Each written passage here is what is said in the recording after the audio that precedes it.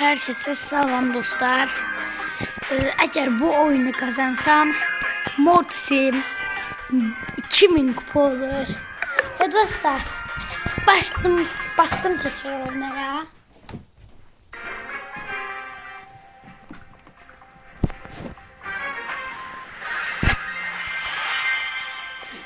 Oo, 2000 kupalı Leon gelip.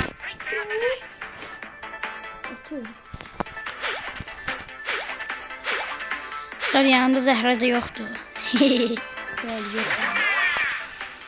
Siz nerede o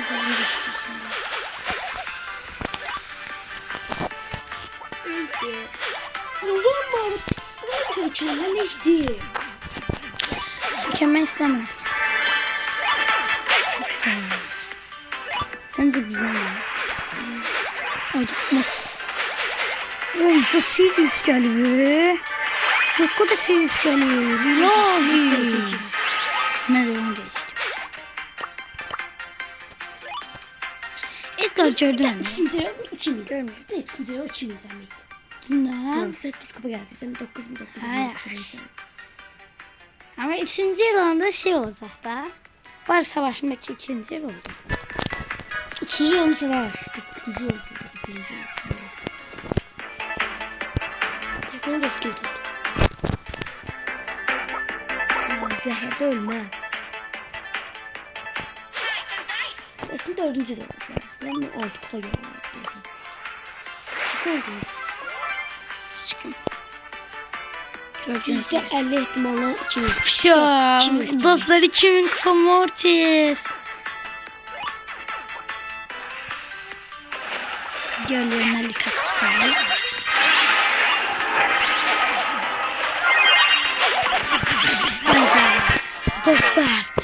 Dostlar inanabilmirəm. Oha.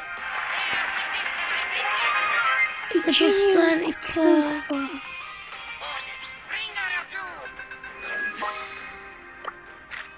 Oyun simgesiler.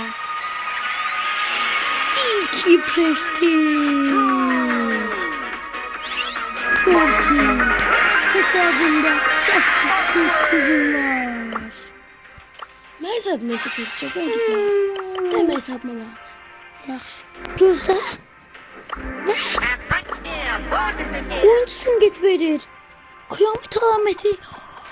Hop, indi bildim. Erox'da bisini 3000 eləyib ya. Arı vız verib. Oyunun özü verirmiş. Sen gir bak. Nəyə? Mənim hesabıma. Səməm hesabım. Görməyim çəkməsin. Kırmızı oha buna bak. 1, 2, kurtardım. 3. Ve dostlar indi ben fikrim Azerbaycan sulamasında yer almakta. Yer alan savaşçılar. Mortis.